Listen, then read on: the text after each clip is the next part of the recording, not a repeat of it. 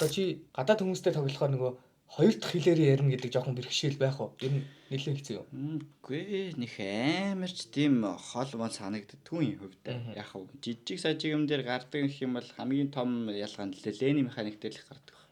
Айлын 5 мав жоохон наан зогссон нэг сантиметр хоёр алтын зай байгаа шүү дээ. Тэр мэн дээр чи gas pit гээл скил хийгээд алдаг шүү дээ. Монголчууд өө яндаа наж хөл олчлаа гэлцаараа гэлээ орж байгаа шүү дээ. Тэнгүүд хей бороо гээ хэлэнгүүт нөгөөх нь байхгүй болчихоо чи.